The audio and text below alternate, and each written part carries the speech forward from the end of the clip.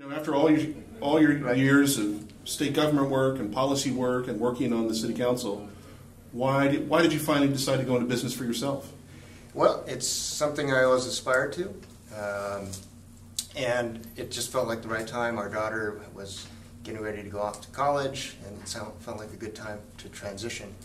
I think one of the things that makes it a lot easier now to go into business for yourself is technology, as well as the Affordable Care Act. Because now you no longer, healthcare is no longer dependent on having an employer that can provide full benefits, and you can purchase it. And pre-existing conditions, which my wife has, no longer are a factor in getting healthcare. So it really was a liberating sort of endeavor.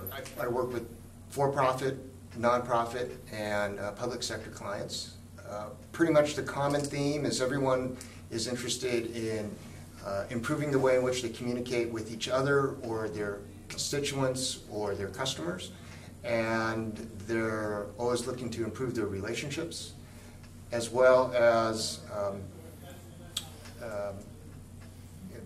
building on those relationships and figuring out how to work better as a team.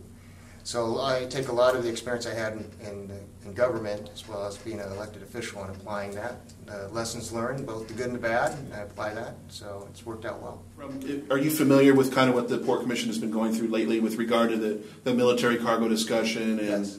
and some, I guess, some hurt feelings regarding that? Yeah. From your point of view, when you've got a body like that is not working well together, tell me about some of the things that you would suggest to them. And it could be anyone. It could be a council. It could be a commission. It could be county commissioners.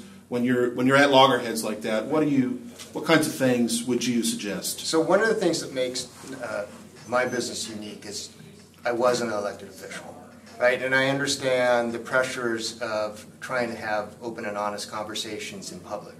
And the port, just like the county commission, is especially constrained because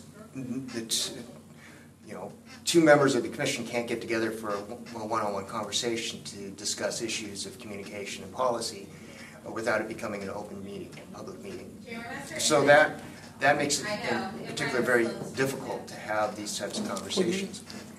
And I would recommend that the commission bring on somebody, as they've suggested, to be able to have conversations with the three commissioners plus the executive director to identify areas of overlap, identify areas of common concern and unique concerns that they have around their relationship.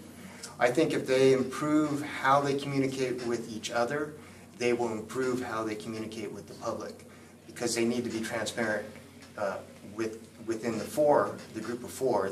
Subsequently, then the public will benefit from that transparency as well. So, I think the best piece of advice I can give any body or any organization such as the legislature about to enter into something fairly contentious is to not take it personally. Right? They have policy positions, they have campaign promises that they've made, and they need to understand that they have to cooperate and they have to come to some sort of consensus in order to move forward. Because not doing anything, which in itself is a decision, is not going to be sufficient for anyone. But in the heat of all that, they'll have to not take positions personally. And at the end of the day, they're all a group of people, just like every other city council, every other elected body.